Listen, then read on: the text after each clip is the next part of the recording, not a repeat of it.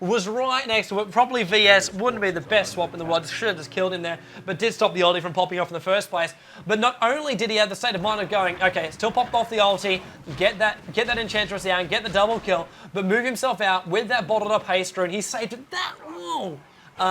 And then actually gets that last hit there on Syllabear with that long range Razor.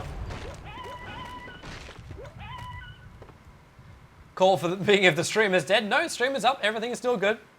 Now we might see a Roshan. They're moving towards it. The wards are still up here for EHome. So they'll see DTS just moving themselves up. The Roar goes off. They want to have a bit of a look around. Syllabear's going to try and tank this one because this is like a level 1 Roche strat with Syllabear's Bear. But you've got so much heal that you wouldn't even need a tank for this one. It's just to keep yourself alive at the moment. Roshan already down to half HP.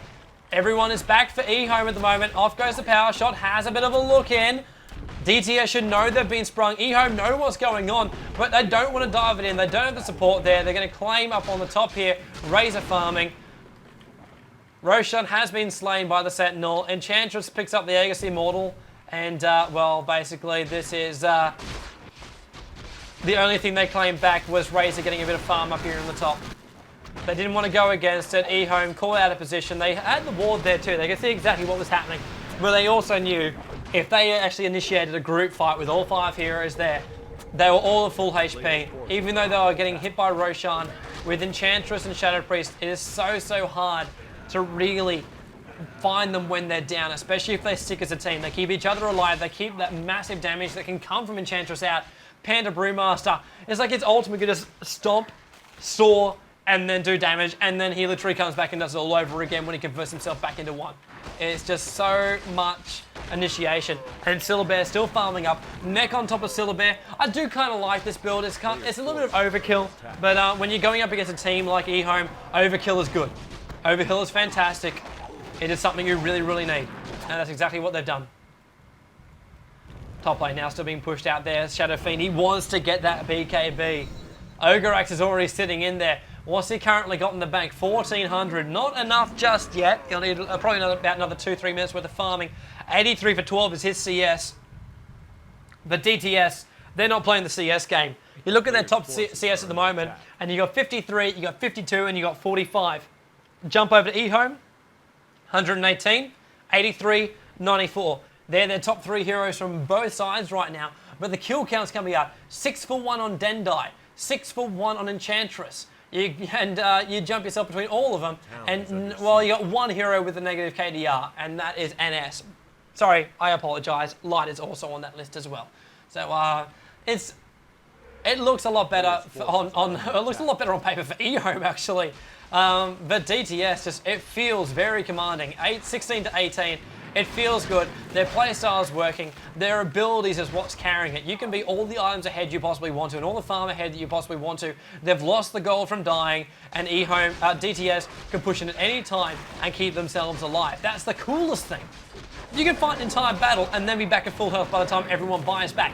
And that's only like a 5-second gap you'll have before they're back into position after they're brought back. And you can fight it all over again.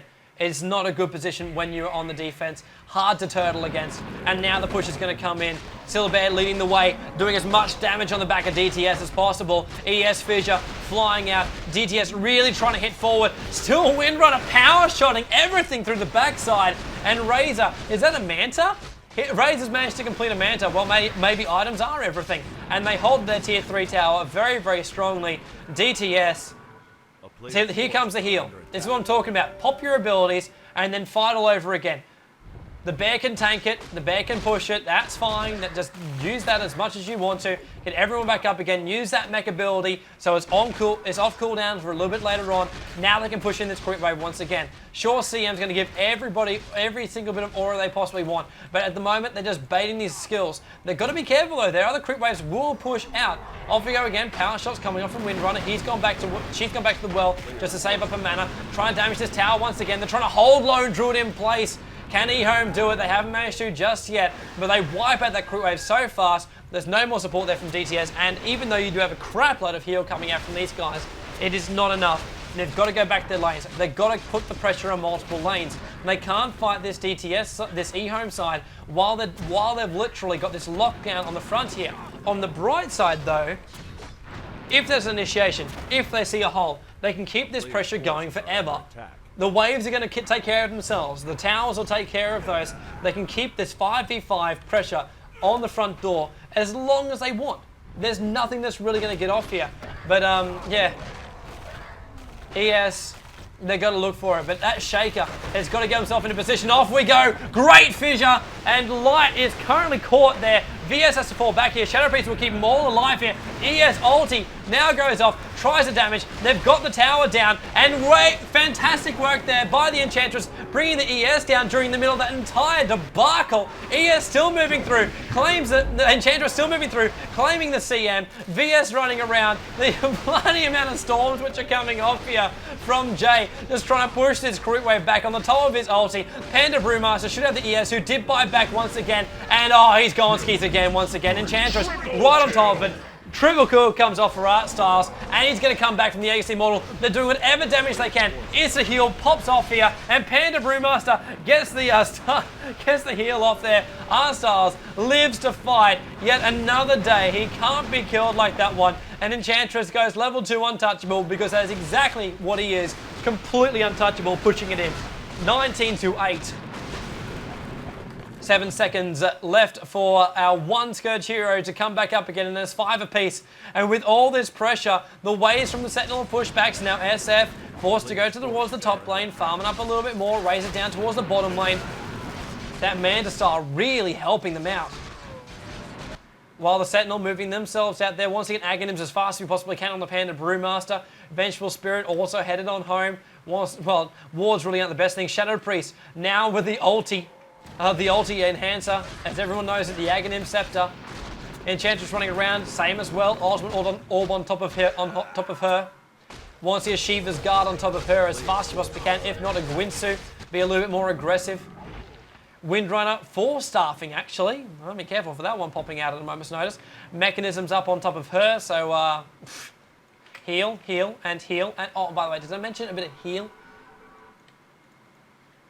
BKB up on Shadow Fiend, BTs as well. This is actually probably the best items that Shadow Fiend can actually get, allowing him to push the lanes just like he's doing up here on the top lane. Can pop the BKB if he needs to and just BT himself home, he'll be fine. The AAA just wipes his quick wave out, keeps the pressure on. Now BT's back, knows he's out of mana, needs a little bit more, and will come back to defend this middle wave. TPing back to, well, it's just a double click on the TP, takes him back all the way back to base, fills up the bottle, comes on back down again. Razor's actually taking on, keeping the chain link between him and Enchantress. It's not going to last that long though. Jay having to fall himself back there. There is so much support that he cannot get that close, and VS will be quite happy to swap him out of range. But EHome, once again, just pulling all the troops back again, making sure it can't be pushed out. Because while that's happening, Syllabear farming up that bottom lane. I want to see that Radiance on top of Syllabear. I need to see that Radiance on top of his bear so we can keep that pressure up. What do we currently got? Syllabear, checking him out. Yes, nothing. Tell me there's something on a crow. Is there something on a crow? There's nothing on a crow. There's nothing on the rings. There's nothing. Okay, so Syllabear's been having a horrendous time. Fair enough. Hood of Defiance is completed on him. So I think DTS is just planning on living this game out. I would really, really like to see a bit more push. Get me a Radiance. If you want to see how a Radiance is used, go watch an MCD replay with Black Shaitan. He literally schooled everyone, probably about 2 years ago when he used it. Used it in a couple of WCG competitions. Now SF wants to have a bit of a crack. Thinking about it, the Bears pushed in. Panda Brewmaster's now in as well. They're trying to bring down this ES before he can pop off anything. He's already let off one fissure. Now the SF ulti goes off. It only claps the edge there of the Shadow Priest, who with the Shallow Grave will never ever die. Now moving himself back there. The cooldown popping off. The big heals coming through. And we've just lost 3 of our Scourge. Glimp firing off, trying to buy them a bit of time. No buybacks coming through. We will lose our melee racks first. Move on towards the range racks. And then rotate down towards the bottom. Will be the way the play will roll. Dreg gets the last hit there on the racks as well. Enchantress just hitting on that tower. The call for the save game comes out as they're just moving themselves down towards that tower. And, well, melee racks is the main target, but they can take both now. Probably want to take out the creep wave as well as Razor coming back in. He's trying to stop whatever he possibly can, but he's got to be careful he doesn't get ganked as well. Shadow Feed support, blink from straight out there from the Panda Brewmaster. They got the melee racks, that's all they want. And DTS, fantastic surgical attack. right in there, right on top of it. Takes out the mid racks, mid towers. There's smouldering ruins around there as well. And, well, bottom melee racks has gone as well. Good raxing. Very, very good raxing. 22.